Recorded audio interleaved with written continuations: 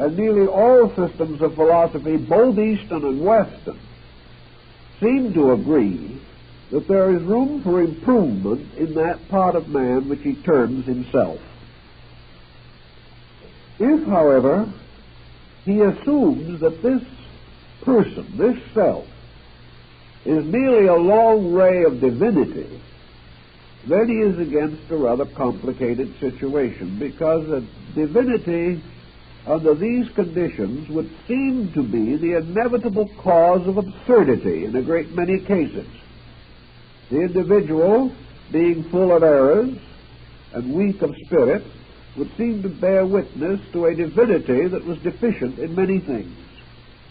Neither Eastern or Western philosophy will accept this. They will not accept that the God power in any organism is in itself inadequate. Rather, the attitude is that we are mistaken in attempting to determine what part of man's nature is essentially divine. That we have substituted in a subtle way mind for spirit. That we have assumed that intellect is the highest part of man, and that to the degree that he thinks, he is divine, even though his thoughts are not divine. If, however, the mind was the God in man, we could scarcely face the history of civilization and explain it rationally. For it is a continual record of trial and error, of absurdity and crime. It is a record of man's inability to govern his own affairs or the affairs of others. Thus we must begin to isolate in some way the personal self which we experience from this larger self which we do not experience. In the Gnostic system, the larger self was the over-self, Emerson's over-soul. That there was something in man that is superior to the self as we know it.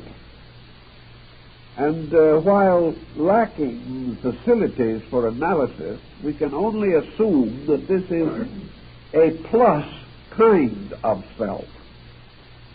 We must assume that inside of man there are also levels, and that the level of the mind is not identical with the level of consciousness itself.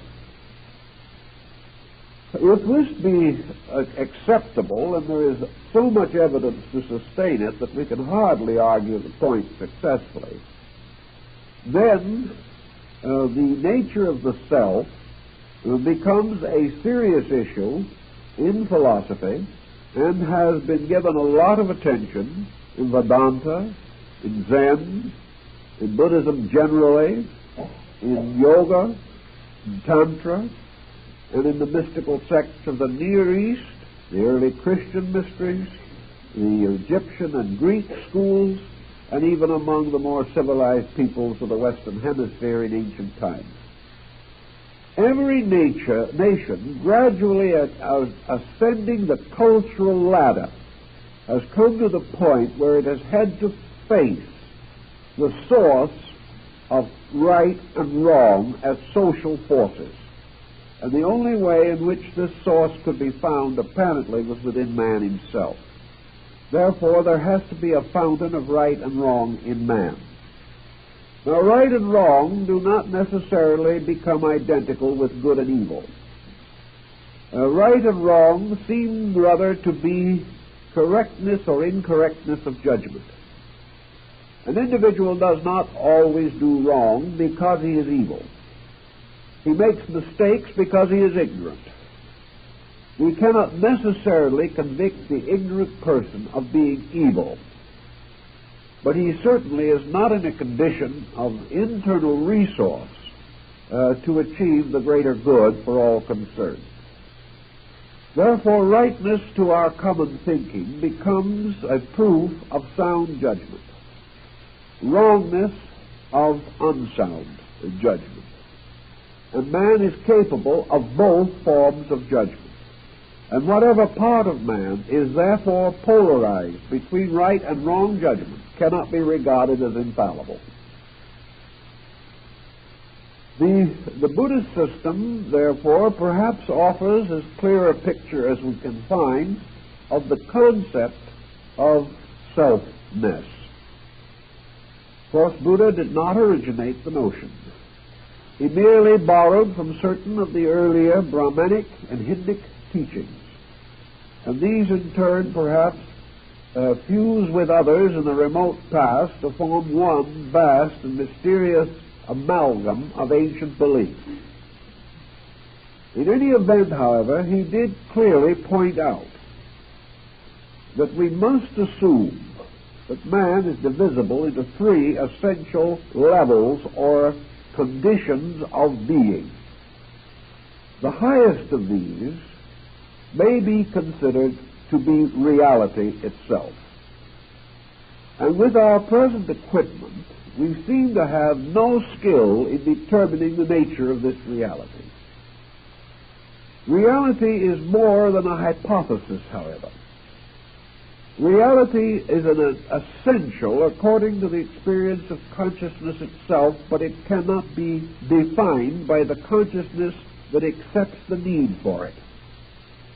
Reality must in some way, therefore, remain always and forever the thing as it is. Of the nature of things as they are, we are notably deficient in knowledge. We hardly know what we are. We are unable to turn to another person and with a few quick remarks determine the nature of that person as he is. We are forced, therefore, to assume that reality is because everything that exists has to have an essential, factual nature of some kind. But the essential fact is, in the case of the creation of which we are a part, always hidden. It is hidden behind the veil of first cause or of eternal causation. Most philosophical systems favor eternal causation. Most religious systems favor first cause. Whether we consider, however, causation to be a beginning or an eternal process, its nature and substance is beyond definition.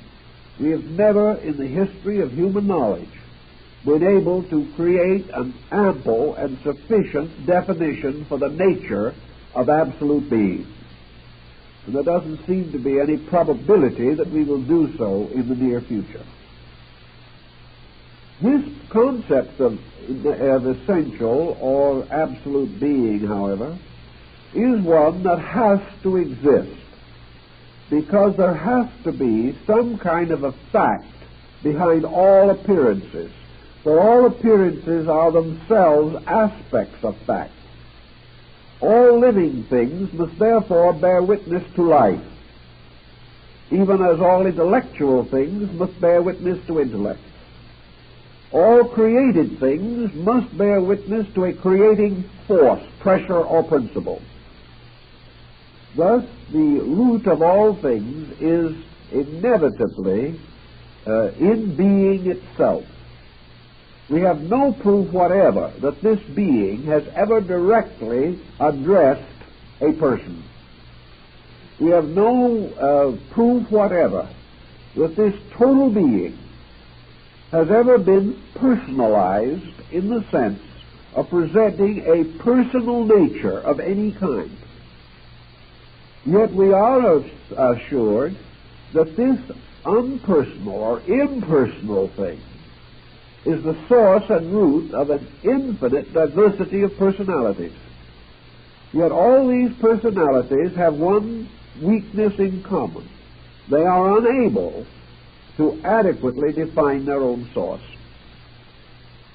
Now, this is the primary of the Buddhist concept.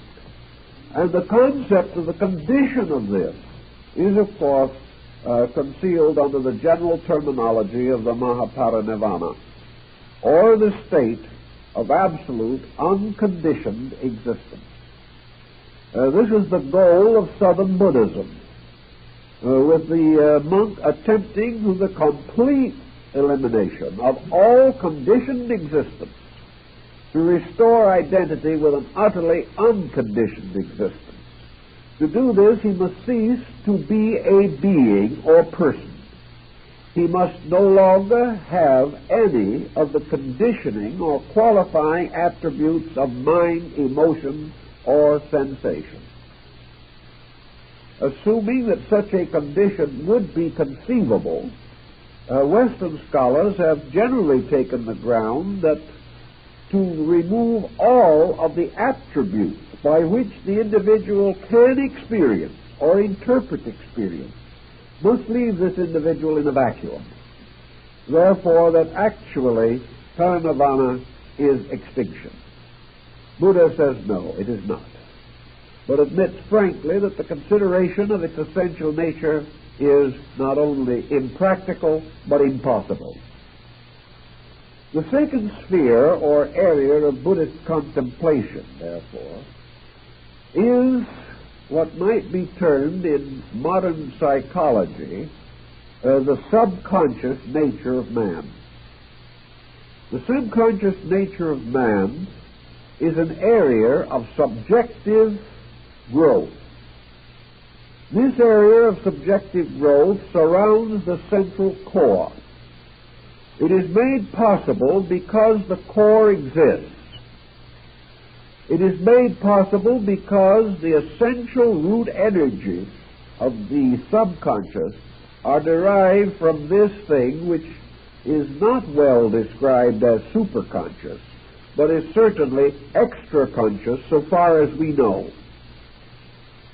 This so-called subconscious, therefore, is built up not from the conditioning influence of being, but from the conditioned influence of environment. The subconscious world, with its psychic pressures, its psychic problems, and all of the various records of psychic intensities, must therefore be held to be a subjective personality. The subconscious is not essentially different from the conscious external person. Rather, it is the submerged part of the objective consciousness, which, like the iceberg, has most of its mass submerged. Thus, the so-called objective personal consciousness of man is a fragment floating on the surface. And beneath this surface is the greater part of the mass of this nature, which we call the subconscious. The subconscious exercises the conditioning effect upon the personality. The subconscious is the depository of the records of the reaction of man to experience and condition. Therefore, into the subconscious, as into a capacious memory, is gradually stored away all the experience phenomena that we know. Psychology today thinks of the subconscious as merely a one-life instrument. Eastern thinking considers the subconscious not as a one-life instrument alone, but as carrying within it the impulses and pressures of the entire cycle of rebirth. However, as the objective man is not aware of his relation to karmic indebtedness, so the subjective man may not be either. But as objective incidents are conditioned by karmic laws, so subjective reflexes and attitudes are conditioned by karmic laws. If then we are really looking for the so-called self or the ego, we are inclined to suspect that it lies in this subconscious nature. That the subconscious nature represents the manager or directional power over the objective personality. that the objective personality and the subjective personality are the hemispheres of one sphere, and that what we call experience moves back and forth between the visible and invisible hemispheres of the conscious and subconscious nature of man. Thus, perhaps, in our Eastern philosophy, we have a parallel to modern psychological thinking, that somewhere in this mystery of the subconscious lies the chemistry which produces the mystery of self. That self is this area of subconsciousness, that it represents the consequence of certain experience being continuously pressed back into a subconscious container. That this experience is in various degrees of maturity, that it is influenced constantly by the various levels by means of which man accepts or receives into himself the stimuli which produce knowledge, wisdom, understanding, growth, reflex, and reaction. Outside of this subconscious self, which is the second circle, of the like of this concentric bullseye target, is a third or objective circle.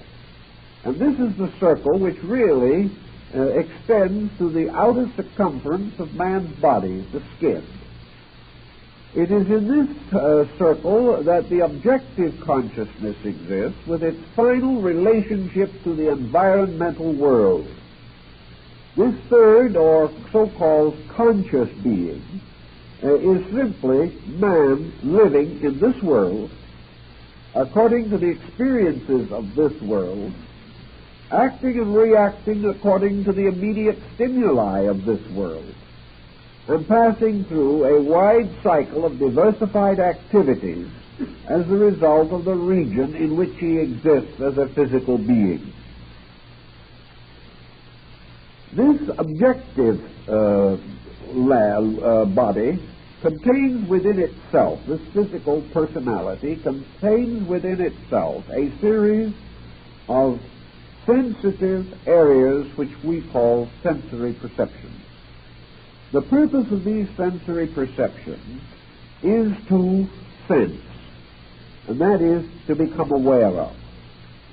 And these sensory perceptions may also be regarded as perceptive, namely that they do sense, that they perceive, that they are continually taking in to themselves stimuli from the exterior or from the outer world.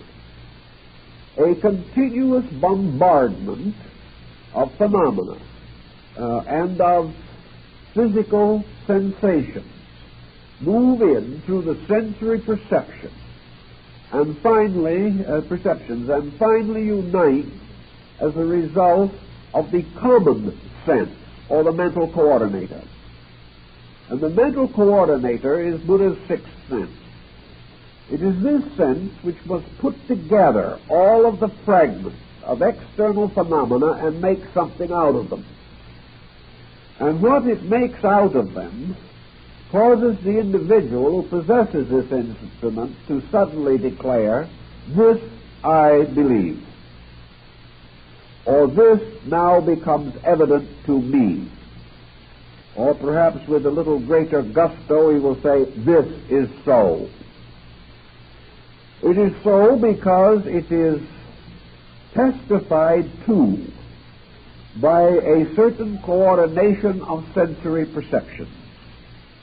Yet we know from the beginning of existence that these sensory perceptions are not infallible. We know that under normal conditions they are usually adequate. We know that if the individual does not abuse them, or if they are not injured, or in some way lose their proper sensitivities, these sensory perceptions produce a constant stream of testimony. And that these testimonies are reasonably consistent with the phenomena over which they exercise sensory power.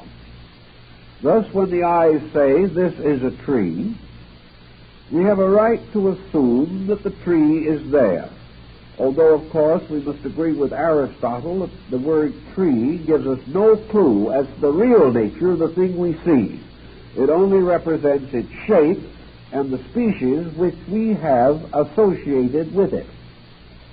All the terms by means of which we make meaning out of perception are terms which we have applied to the various things that we receive by sensory impulse. But there is no denying that when we say there is a table, there is something that for all practical purposes resembles a table. There is no doubt that when we hear a sound, that what we hear is our own interpretation of a rate of vibration, that this rate of vibration has been recorded and is being carried into the mental coordinator within ourselves, where the nature of this vibration is more clearly differentiated, and we decide whether it is concordant or discordant. Thus, we are constantly receiving these testimonies. But the next problem that we have to face is that all operations of sensory perception depend upon the condition of the organism through which they pass. Not only must we consider the nature of the thing seen, but we must also figure the nature of the thing seeing, if the validity of the phenomena is to be determined. Now, there are certain common things about which this validity problem is comparatively unimportant. If a number of us at the same time seem to see that it is raining, it is probably raining. Our testimonies of sense perception will leave no great difficulty of understanding this. But no one yet in this world has ever been content to let it rain.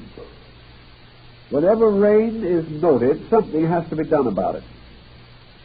Wherever we turn in our way of life, sensory reflexes are subject to continuous interpretation.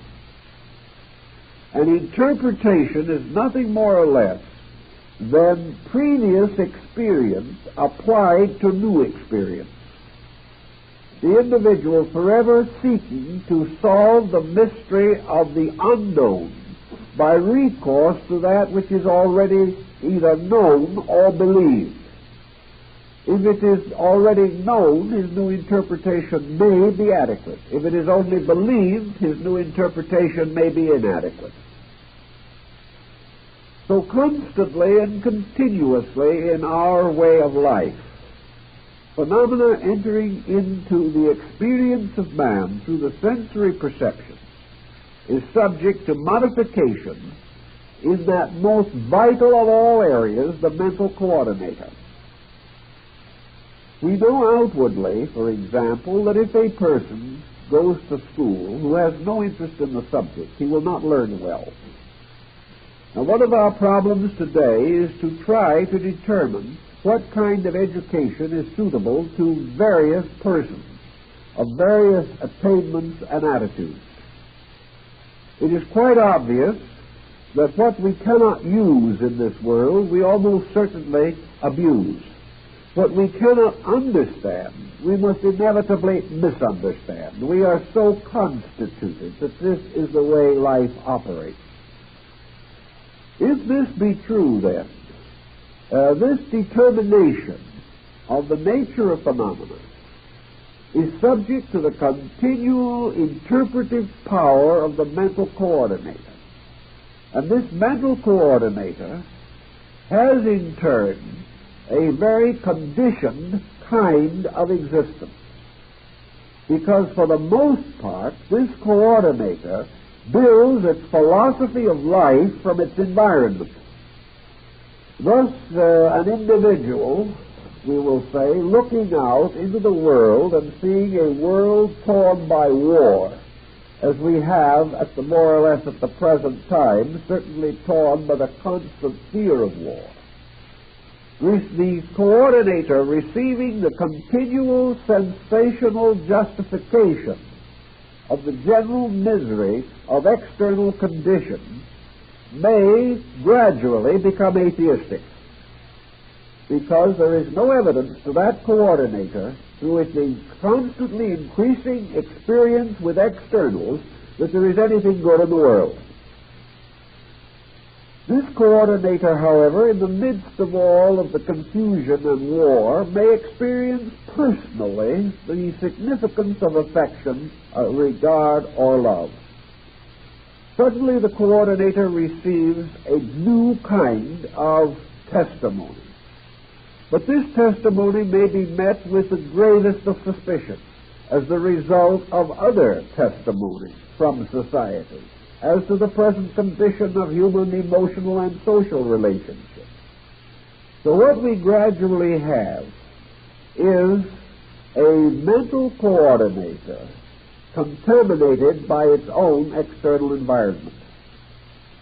Just as a child brought up in a very unhelpful environment may have its moral nature disturbed simply because this disturbance is constantly carried into the coordinator. The coordinator can have no opinion or no attitude superior to the sum of the interpretation of the sensory perception. Thus we have a little closed package here, a little circuit of circumstances, in which the individual, having been set in a belief by any situation, begins to censor his own sensory perception. He declines to accept as valid any sensory message that conflicts with the opinion of the coordinator, who now becomes a little despot. He now becomes a little fixation, perhaps utterly intemperate, utterly intolerant, completely bigoted in some way. He may be the absolute skeptic, or he may, by some other interpretation, be the easy believer, so gullible that he falls for every notion that occurs. But in any event, this coordinator now develops the same kind of censorship tactics which we often observe as a misfortune in human society. It simply fails to register what it does not want to register. Or it completely disproportions the values of what it does register. The small act of the friend becomes more important than the passing generosity of an adversary. The individual is more responsive to flattery than he is to criticism. He is more inclined to accept the opinions of those who agree with him than contrary opinions that may be wiser and better. So little by little, this coordinator builds a subjective, integrated personality, invisible, but which constitutes the true character of the person in the body which we see. This character, with its weaknesses and its strengths, with its mistakes and its virtues, with its blind spots and its deaf spots, with its thoughtlessness and its thoughtfulness, with its inclinations to fear and to worry, with its uncontrolled jealousies and its unreasonable ambition. All this conglomeration simply represents this endless motion of external phenomena moving inward to a coordinator that is using it to continually build the dominant attitude which it wants. The dominant chemistry finally comes to the top, takes control of the rest, and we have what we call a personality. This personality is certainly subject to continuous change, but where it is once locked by an extremely adamant situation, a completely unchanging determination to accomplish certain purposes, or with complete determination to continue exactly as it is in all habits and in all practices, this person can resist a tremendous amount of change. This individual can be taught without learning, can see numerous examples of the mistakes that it makes without changing, and can cheerfully and willingly maintain a bad disposition, fully knowing that it is bad, but because that is the disposition it desires to have. Somewhere in this mystery, muddle, and mix-up, slowly emerges the vision of this thing we call the self that senses. This self, which is the summary of the sensory processes, is the self which most of us know. We do not know why it acts as it does. We do not know why it gets us into trouble morning, noon, and night. But we do realize that it is a continually conditioning influence, and that in most instances, that which it wishes will be accomplished. That which it determines will be done, and its every whim will change the life of the person into conformity with that whim. So man's inner life becomes a strangely distorted shadow of that which it might be. And out of this conglomeration becomes the only self that we really know anything about. And in many instances, it is pretty poor. Yet we also realize that there exists in the world, and always have existed, certain persons in whom the self seems to be doing better. We realize that this self, with all its conglomerates and all its mysteries, does not produce only confusion. That out of this self also there emerges genius. That out of this peculiar subconscious mystery has come not only the Hitlers, but the Leonardos. Not only the Caesars and Napoleons, but the Beethovens and the Raphaels. We realize that out of this same compound must also have emerged through experience those persons who have suddenly sensed the need of a superior standard of living. That some way this self will and can testify against itself. That it can in some cases develop direct revulsions against its own limitations. And that out of the constant confusion comes finally the great lesson, namely that there will only be confusion. That either the entire pattern has to be reintegrated, or the individual will continue to be his own worst enemy till the end of time. Now, nature does not intend this to happen. Therefore, the very processes of error which arise within the subconscious become unendurable. They force us to correct in order to survive. And the principal instrument by means of which this corrective is induced, of course, is physical pain and mental suffering, or emotional suffering.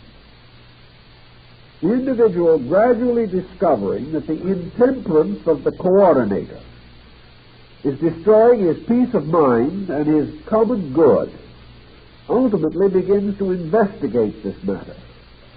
Ultimately begins to experience a new quality within the mind itself, and that is the quality of misfortune arising from wrong conduct. Out of this pattern, the mind itself begins to develop the moral instinct, and this happened undoubtedly long ago, so that in most individuals a considerable measure of moral instinct is present. This in its own turn has a tendency to moderate or reduce the intensities of error. Actually, of course, all of these intensities within the individual have flowed out into society where they have produced what we call the common state of man. And these pressures moving out into society have required the building of police forces, fire departments, and numerous other protective mechanisms to save men from each other. Gradually, it has become apparent in action that the subjective pressures of selfishness, self-centeredness, bigotry, and things of that nature produce dangerous consequences in society. In substance, the ignorant individual cannot get along with others and cannot be safe from the ignorance of other people any more than they can be safe from his. Out of this obvious situation, another type of experience mechanism comes into manifestation. By this experience manifestation, the individual learns from his own mistakes. He also learns by seeing other people make his mistakes or similar ones. He observes what happens to them as a result of doing the same things that he does. He observes a common disaster. He finds that others come to the same sorry end that he has. And from this comes the gradual building of the experience of a pattern of utilities, a pattern of things which must be done or must not be done if the general security of the group is to be preserved. As the general security of the group is essential to the comfort of the individual in an organized society, he must gradually take greater and greater cognizance of the group. He must gradually assume his part of the social responsibility for the group. He must cooperate with others. He must contribute to the common productiveness of his kind, or else the general situation deteriorates so rapidly that he himself is imperiled. This is another cycle of information moving in upon the person. So as man lives in a world in which just about anything imaginable can move in upon him, and some things he can't imagine, just as he can not only be moved in upon by realities, but by his own interpretations of realities, he is not only living in space, but he can populate this space with the extensions of his own imagination. And this population can also move in upon him. He is the victim of his own imaginings just as much as he is the victim of factual conditions. And his own imaginings differ from fact to the degree that his own common sense is distorted. Little by little, then, he finds a very interesting and intriguing situation. He is caught in a kind of a vice between an upper and lower millstone. He is unable to completely extricate himself from this constant process of interchange by which new phenomena is continually moving in upon the sensory coordinator.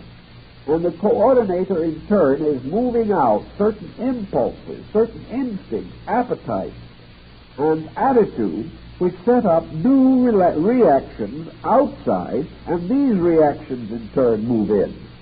It's out, in, out, constantly. This gets to be what might be termed a psychological rat race. Things get more complicated all the time. The individual is like the character in Alice in Wonderland who runs and runs and runs and has to in order to stay where they are. They never seem to be getting very far.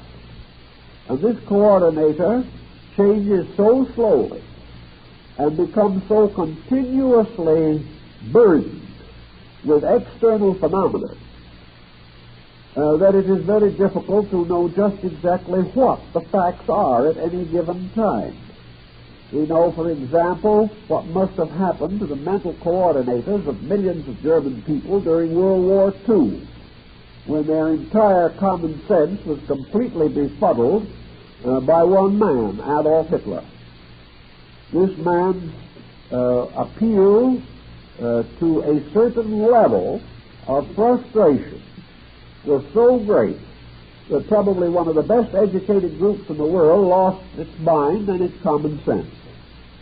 This can happen and can result in a most hideous condition.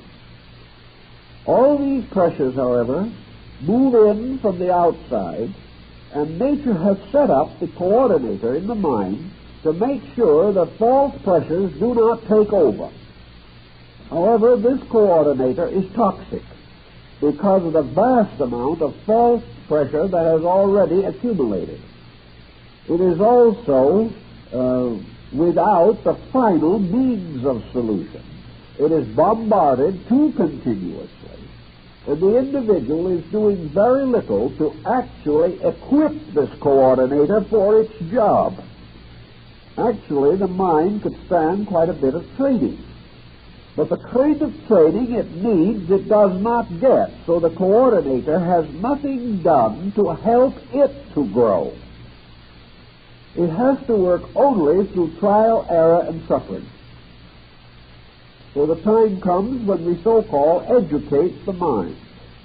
We send the individual to school for over 20 years on the ground that when we do so, we are now going to have an individual who knows how to think. He graduates, but he does not know how to think. He has been taught perhaps to make a living. He has actually been trained out of a large part of his common sense. He has been taught things which have valid meaning only in the small economic and industrial structure which he calls modern society.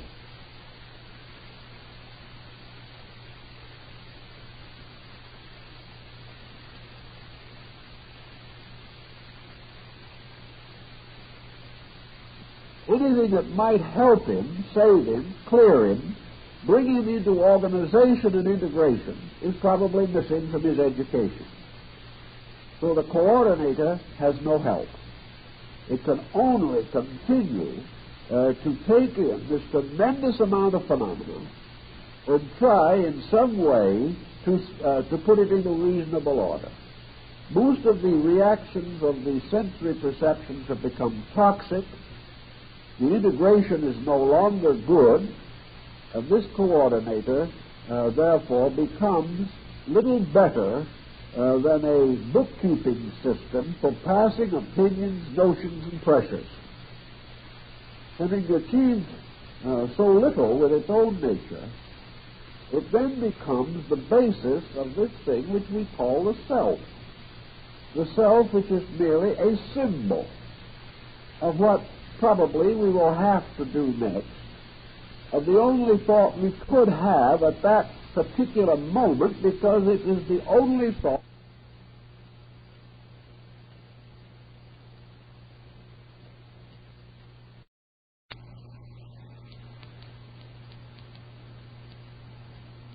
that he gets pretty much puffed up over the whole thing. He finds a way to be important. And there is nothing that is more quick to gain attention than a good hysteria. So the individual frequently finds for the first time in his life that he becomes important. And this is not a good discovery, because an individual who is important simply because he is a nuisance is not gaining the proper relationship with life. Where is the problem actually to be faced? Is it possible for us to so polish and cleanse this internal coordinator that it becomes pristine, pure, and incapable of further error?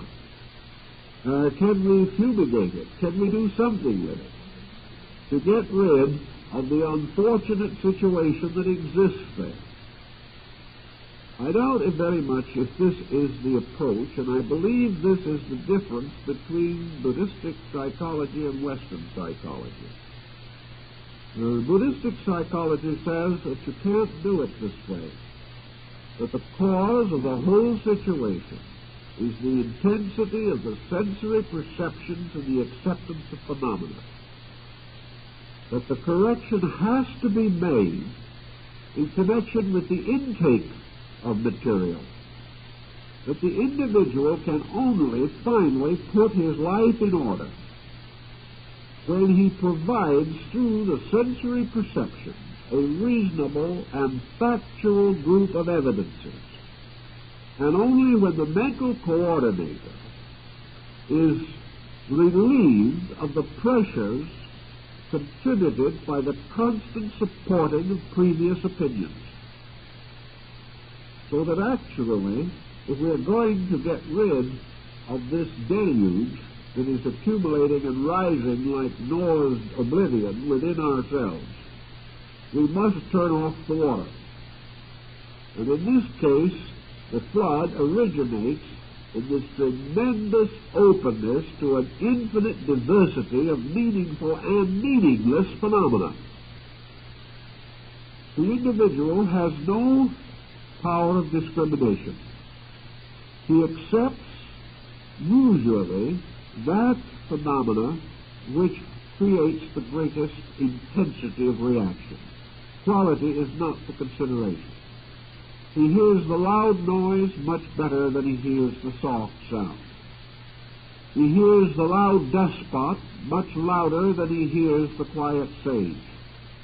Everything is in terms of the quantity of impact, the broad general acceptance of ideas, and very little is concerned with their quality, their value, or their integrity. So the individual has a self now that is pretty much a tyrant, that is in a sense befuddled, that if this self is to a measure also bewitched by the conditions under which it exists, it can be so confused and so completely disoriented that it collapses in mental illness. But all it really is an overburdened mental interpreter. It is a comparatively low level of employee who is given the job of handling the whole business, which he cannot do, and then is constantly pestered by suggestions, advice, criticism, and opinion by other people. Under such condition, even an able mind is not able to function properly. The self being, in a sense, therefore, the product of all this process. The Eastern philosopher prefers to think of this sensory self as the victim of sensory pressure, brought into existence by the infinite and infinitely complicated chemistry of sensory testimony, mental interpretation, conduct moved by this interpretation, which sets up new situations in society, which again are picked up by the sensory perceptions, taken back and reinterpreted. Around this cycle again and again and again, which is almost like the mysterious wheel of the law, which goes around and around while individuals cling desperately to the spokes of their own opinions. Right through this sensory self-process, then, the first step, according to Eastern philosophy, is to realize that it isn't very important, that what we think about things not very important. That whether we ever gratify certain pressures in our own nature is not important. What we feel about this and that is not important. Because actually the only person that can have important ideas is a person who has a better than average integration of all these factors.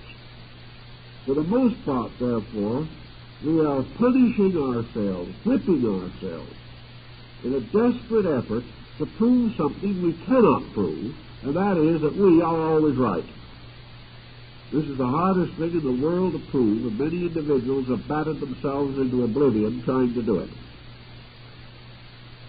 The relaxation of this pressure into the Eastern way of thinking is simply this detachment process. The process of the individual releasing the power of his own attitudes by gradually lowering the vitality or libido which he expends on the assimilation of phenomena. Suppose we have here 5 sensory perceptions, which are carrying tremendously intense records. A tremendous amount of energy is being used to convey messages along these sensory channels. These messages are a wild diversity of things, all of which, by the way, pertain to the outside anyway. We can examine the outside to the end of time, and we'll never solve the mystery of the inside, but that doesn't concern us. We are constantly taking in more and more of all these things we hear about, read about, and which we observe and see and taste and feel in the physical sensory perception range. If, for example, this is all carried on a kind of an electric circuit, a certain energy carrying these messages continuously, the intensity of the messages, the continuous transmission of them, depends upon this energy. If you reduce the energy, if you turn off the current, so that these messages are no longer conveyed from the environment to the mental coordinator, then the environment factually ceases to exist, because it has no existence apart from sensory acceptance within that area. When we close the eyes, the visible universe vanishes. If we stop up the ears, the auditory universe vanishes. If we stop up the nose or get a good head cold, then the sense of smell ceases to function, and the olfactory processes are no more. If by some way or condition the sense of taste is destroyed, then flavors are no longer sensed. And paralysis can make it impossible to have any physical sensation of contact with another object. Thus, through the sensory perceptions alone, man is bound to the universe of phenomena, which is his principal seat of activity and thought. So it would also follow naturally that the individual could, through unconsciousness, through sleep and death, also achieve the break between the mental coordinator and the phenomenal world of the physical existence. But philosophy is not concerned primarily with this break. It is not concerned with cutting off and destroying all contacts. Such concern might be present in certain advanced cases of mysticism, where the individual is completely determined to transcend all physical conditions. But for the average person who needs help because of pressures, because of difficulties, the important thing is to lower the rate of intensity of these reactions. The individual, by giving less energy to the sensory processes, will reduce the amount of phenomena which they carry to the mental coordinator. This permits the mental coordinator to slow down. It also permits the entire process to be subject to another faculty of the coordinator, which is usually not applied at all, and that is thoughtfulness. Thoughtfulness requires a certain interval, a certain leisure, a certain power to contemplate events or conditions or facts with a kind of leisure. If these facts tumble in too great a confusion, too rapidly and too intensely, thoughtfulness is, well, not only difficult, but usually impossible. So the problem comes of slowing this entire machinery down until it becomes controllable and directable. It is necessary to slow the traffic on this psychic freeway before everyone trying to drive the freeway is killed. And these freeways or channels of communication between phenomena and the phenomenal interpreting center in man must be clarified, simplified, made orderly and direct. And the person who wishes to have greater clarity in any area must simplify. Clarity is not the result of constant struggle. Clarity is the result of releasing the consciousness from the most dominant of those pressures which deny or make clarity impossible. To do this, in the Eastern philosophy, the individual is taught certain meditative disciplines, the tendency of them being to bring internal reaction, not to paralyze the sensory perception, but to direct it, to condition it, so that its testimonies will be more comfortable, more pleasant, and more meaningful. That gradually these sensory perceptions are trained away from recording that which is worthless, recording that which is essentially untrue. Also, having reduced pressure, the mental coordinator can achieve that which is its peculiar symbol in the level of mentality, and that is righteous thinking, a state of righteousness, or of being right. This rightness is the basis of true virtue, and therefore righteousness is rightness in the estimation of value, about which we hear a little but do not see or experience too much in daily life. As this process of sensory reaction is slowed down, we then learn another lesson. We learn that the affairs of the outer life do not plunge through the subconscious into this mysterious, intangible core that we have mentioned in the beginning. In other words, the subconscious is not an open road into the eternal being behind man. This eternal being is non-operative as far as objectivity is concerned, so that the cycle of awareness does not penetrate beyond this mental coordinator, which is therefore properly to be described as the ego, or the sattva, or the self.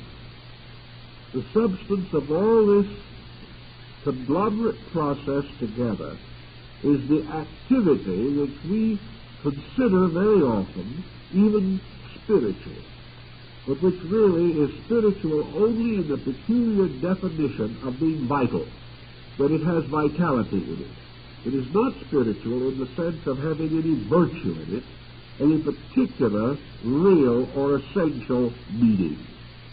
It is animate, but not truly living, because it is a series of intensities which are constantly pushing each other and themselves, moved on by the mysterious power of the human will. The sensory gamut, or the sensory perception, might well be likened, therefore, to gates leading in to the subconscious. They are also the same gates which, in another way, have to be used to reduce the internal pressure. Like the sacred bridge, traffic moves both ways. And on this problem, there should be this constant release or relief of that which is accumulated inside as pressure. Now, pressure can be released if it is constructive. Pressure, if it is no more constructive than steam, can drive a steam engine. But the average person, psychologically speaking, discovers that almost any release of pressure results in detriment. He finds that his pressures are sickly. He finds that when he permits them to break through, they damage it. They damage his outer life. But this can only mean that they are already damaging his inner life. So the release of these pressures through the outer life as a primary means of clarification is merely to throw confusion from the subjective to the objective. Now we may say this helps. It might help if the process could be caused to terminate there. If we could accept this subconscious pressure into the consciousness, rationalize it, organize it, survive it, and finally cast it away as our necessary refuge. If we could free the body of it, as we might free the body of toxins by catharsis, we might be all right. But the unfortunate problem is that as we are working with this load, a new load is developing. The very processes of eliminating set up situations which create a new load. The individual trying to extrovert some frustration breaks the law and goes to jail. A new group of pressures set in, moving back into a psychic integration with all the discontent and unadjustment of what he may well consider to be an unjust sentence. Everything continues to build up pressure. The only point in your Oriental philosophy where this pressure can stop is when we no longer feed it.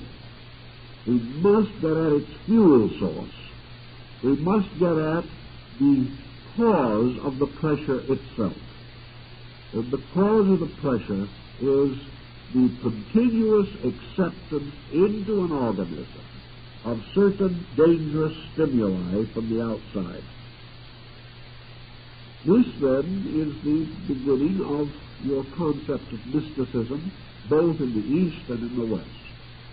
We have in Christian mysticism the great sense of asceticism, which has been as strong in the West as it has been in Asia.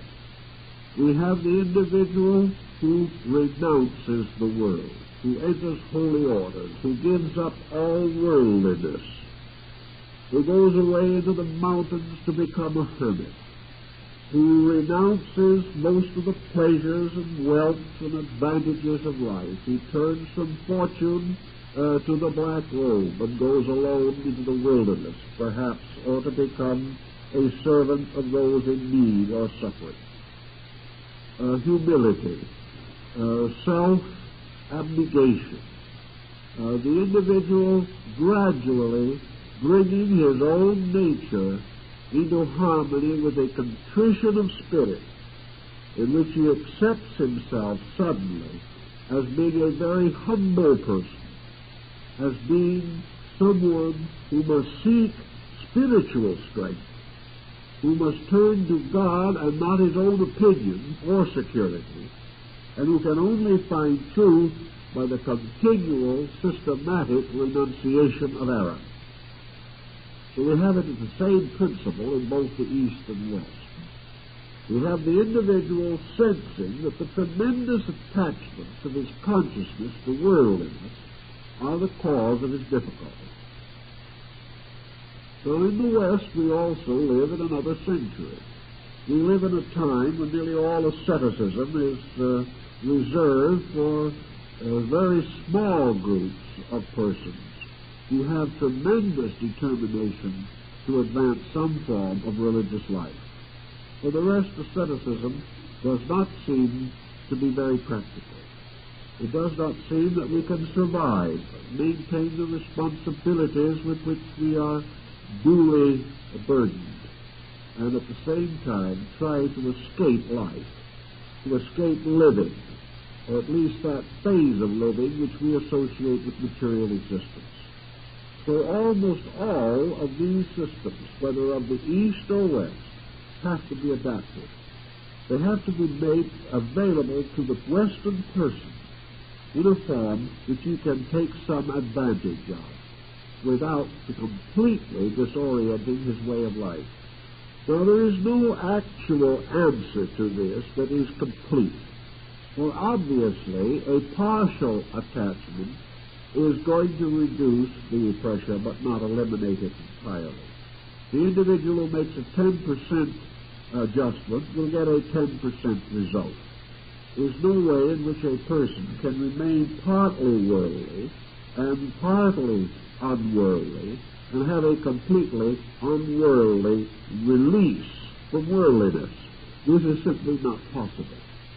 But fortunately, to the thinking of modern man, we are not at the moment outright perfectionists. We are not demanding absolute happiness. We are not demanding absolute peace or absolute freedom from worldliness. What we are really seeking, at first at least in our procedure, is to bring the situation into a tolerable state. We want to have a measure of security. We want to have a certain sense of integration. We want to be able to make important decisions more wisely than we make them now. We want to be as good as we can be. But we are not at all certain at the moment that we could be absolutely good, even if the opportunity offered itself. There are too many complications lying between. So instead of saying to the individual, leave the world, cause the end entirely of this fueling of the machine of the six senses. Provide it no gasoline, provide it no oil, provide it no compressed air, provide it nothing, so that the machine simply ceases to function. If it ceases to function, the mental coordinator ceases to function.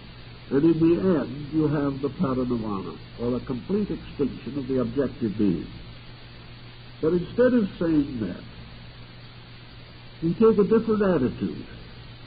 We say that it is perfectly conceivable that between a miserable state of subjective existence, such as we know now, and the ultimate in which we have no existence, there is the possibility of a middle ground.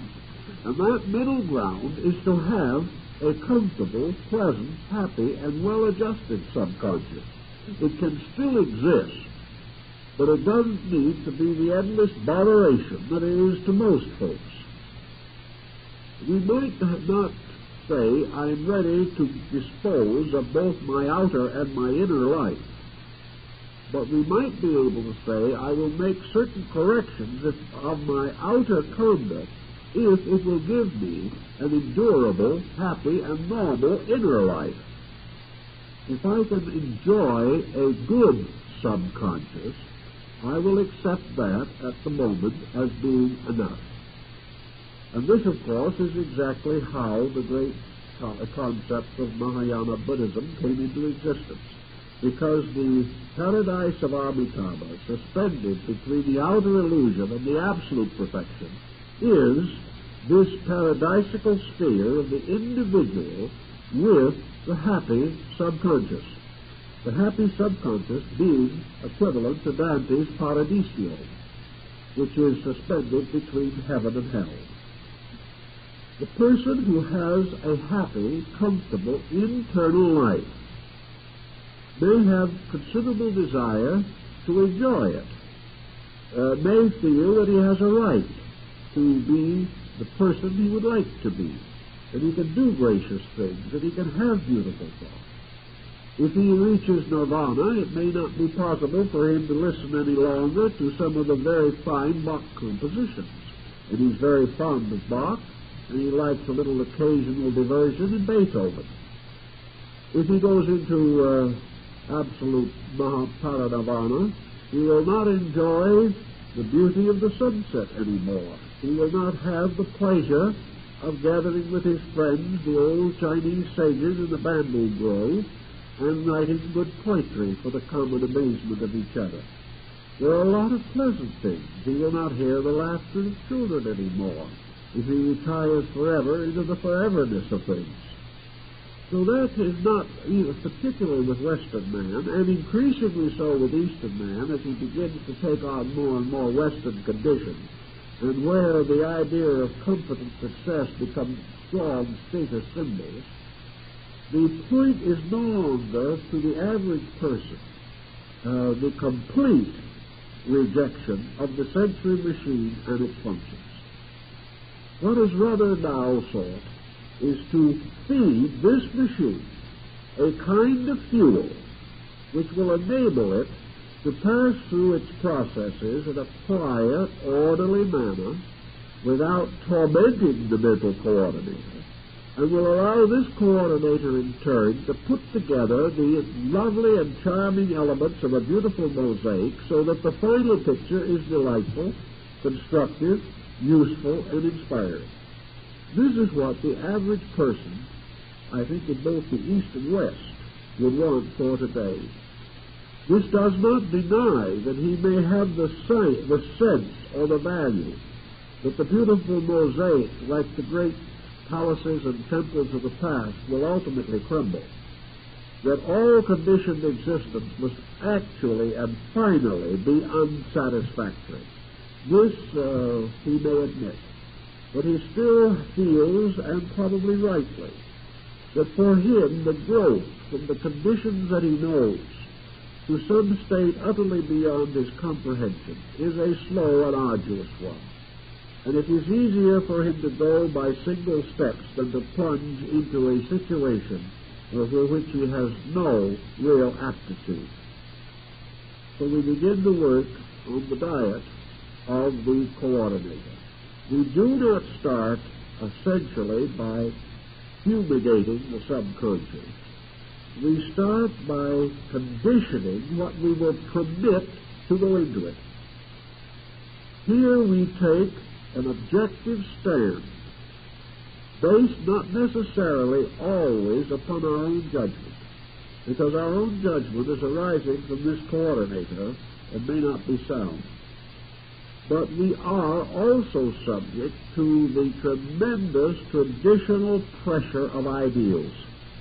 In this same world that is giving us so many difficulties, there are also great structures of high and noble aspirations.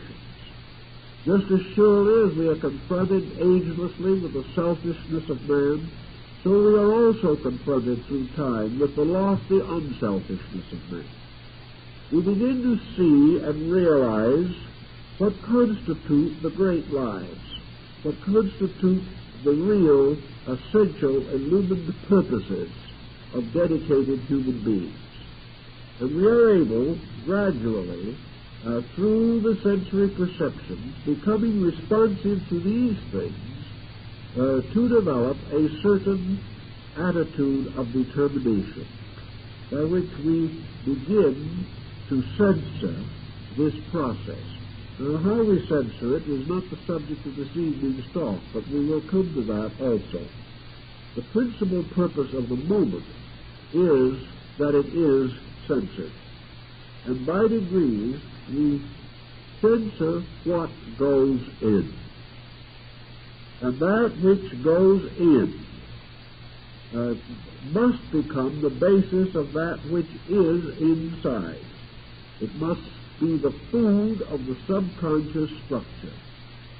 So we try, little by little, to visualize, to experience, to become continuously aware of those qualities around us which we would like to have on the inside.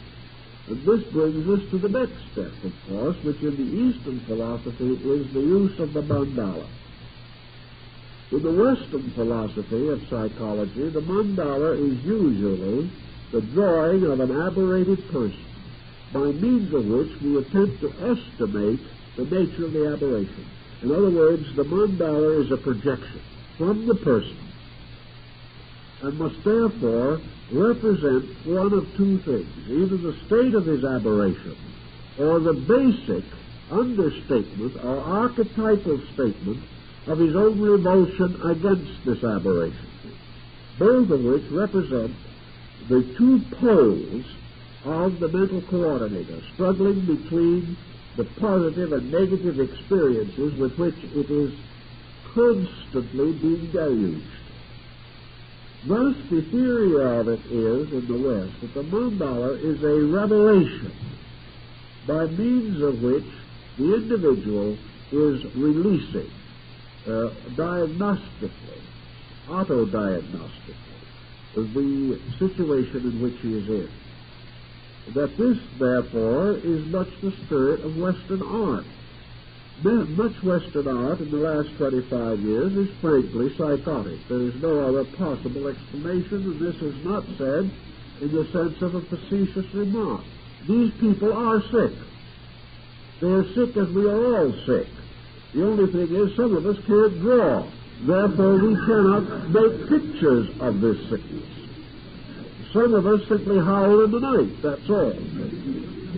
Some of us walk the floor. Some of us hate each other. Some compose strange and inharmonious musical compositions. And some paint morbid and psychotic pictures. But all these things are the tale of suffering. They are the evidence of a great disorder within the psychic integration. So it's one thing to assume that this release is of value. I've always questioned it. I think these mandalas and these psychic drawings should be made at a certain stage. They do help in some conditions, particularly in advanced psychiatry, where it is actually necessary to get every fragment of available information concerning the aberration of the patient. But that these things should be hung in galleries for the edification of people, or that they should be placed over the mantel in someone's home, is like placing there a particularly choice fragment of dissection or something of that nature and considering it artistic. The real problem is these are clinical things. And as clinical things, they're valuable. As art, they are not valuable.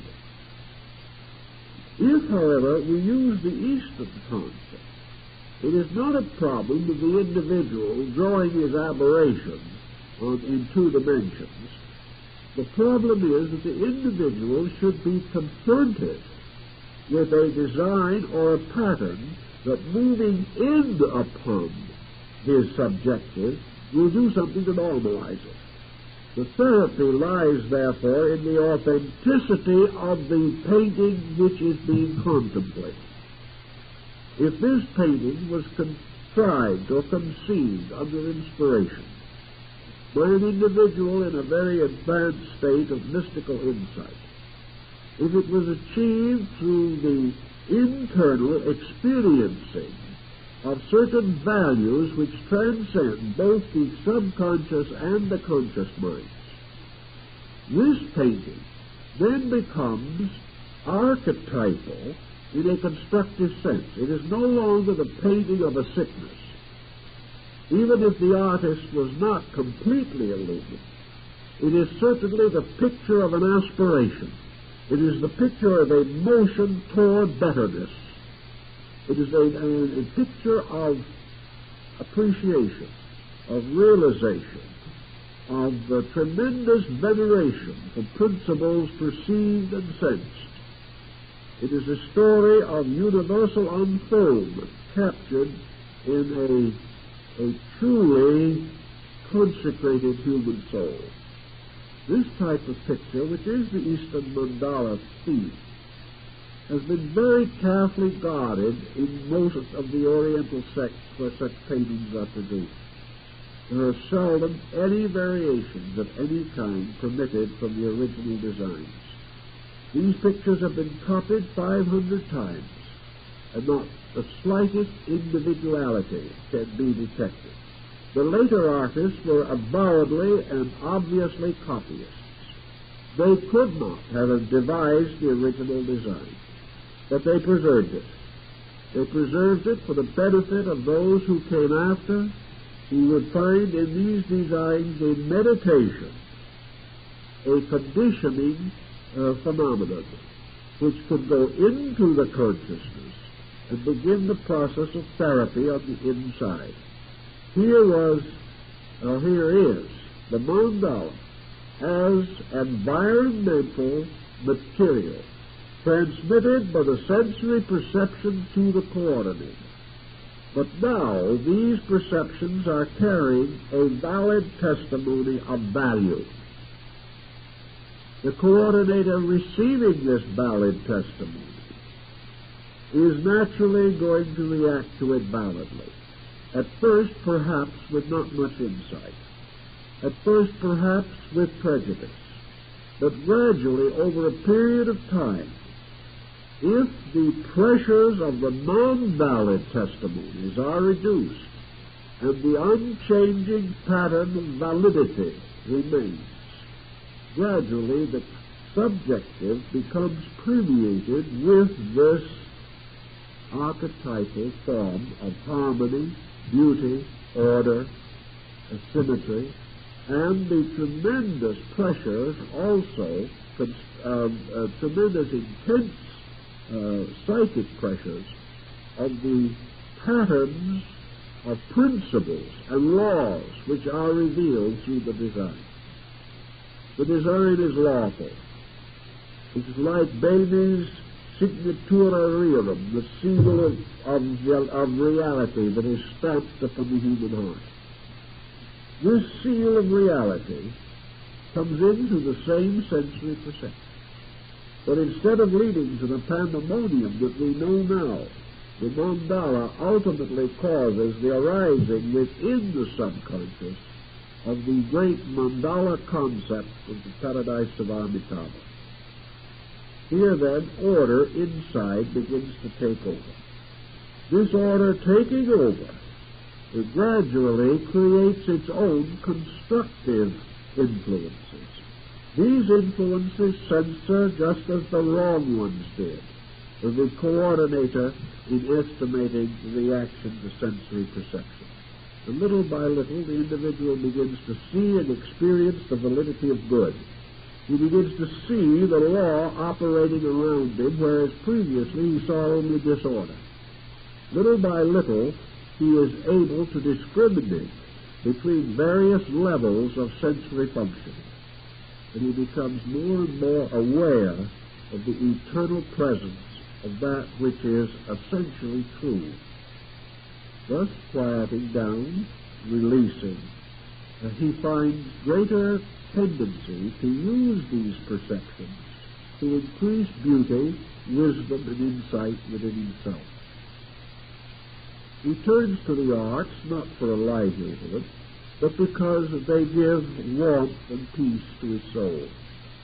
He begins to appreciate things that once he thought were foolish, because suddenly simple, gentle, kindly things have great meaning. Little by little, this results in a relaxing, a letting down of the unreasonable and false pressures. The nature still lives in this world, it still functions here, it still does its daily work here, just as it always did. But it is in this world, but not of it.